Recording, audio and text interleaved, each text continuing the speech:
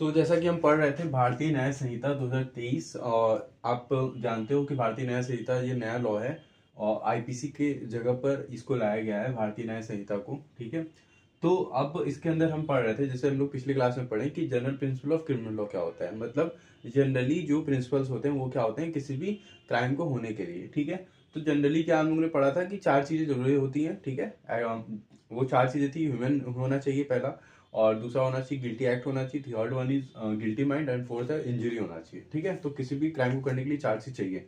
अब आज जो हम पढ़ने वाले हैं पढ़ने वाले golden principle of criminal law. अब गोल्डन प्रिंसिपल क्या होता है, यहाँ पर आप देखो लिखा हुआ है एक्टस नॉन फैसिट्रियम निसी मेंसिट्रिया। ठीक है, तो आप अभी नहीं समझ पाओगे, बहुत सारे फर्स्ट सेमेस्टर के स्टूडेंट्स होते हैं वो इसको देखकर ही नहीं समझ पाते ही है क्या लिखा क्या है, इसको याद कैसे करें।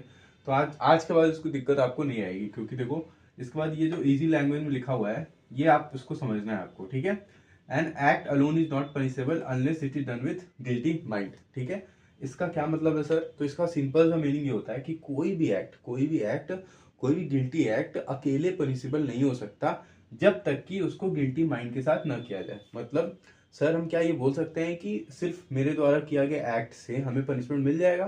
तो ऐसा बिल्कुल नहीं है। जब तक कि ये फिक्स नहीं हो सकता कि गिल्टी माइंड आपका था कि नहीं उस एक्ट को करने के लिए, तब तक आपको पनिशमेंट नहीं मिलेगा। ठीक है, इसके नीचे ठीक देखो लिखा है it means the guilty intention and guilty act together constitute a crime. बिल्कुल, मतलब कि किसी भी क्राइम को कॉन्स्टिट्यूट करने के लिए आपका गिल्टी इंटेंशन होना चाहिए, गलत इरादा, दूसरा क्या होना चाहिए, गिल्टी एक्ट। ठीक है, गलत कार्य।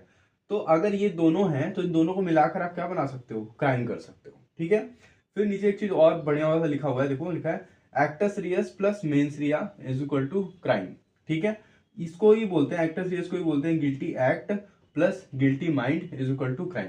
मतलब कि गिल्टी एक्ट गलत कार्य प्लस गलत इरादे से करना क्या बनाता है, एक क्राइम को बनाता है। तो अब आप इसमें गोल्डन प्रिंसिपल में आप समझ गए, एक्टस रियस नॉन फैसिट्रियम निसी मेंस रिया को आप समझ गए कि इसका सिंपल सा मीनिंग यही होता है कि कोई भी गिल्टी एक्ट अलोन पनिशेबल नहीं होता है जब तक कि उसको गिल्टी माइंड के साथ ना किया जाए। ठीक है, तो इसके बाद की क्लास में हम लोग जानेंगे इसके आगे का जो भी आ रहेगा बीएनएस का वो हम देखेंगे।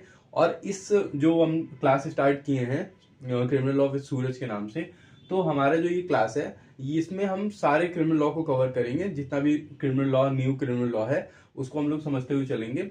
अभी हम बेसिक क्लियर कर रहे हैं आपका। ठीक है, सेक्शन पे अभी हम लोग जाएंगे, तब तक के लिए इसको आप लोग फॉलो कर लो चैनल को। हम लोग इंस्टाग्राम पे भी हैं तो इंस्टाग्राम पे भी आप फॉलो कर लो।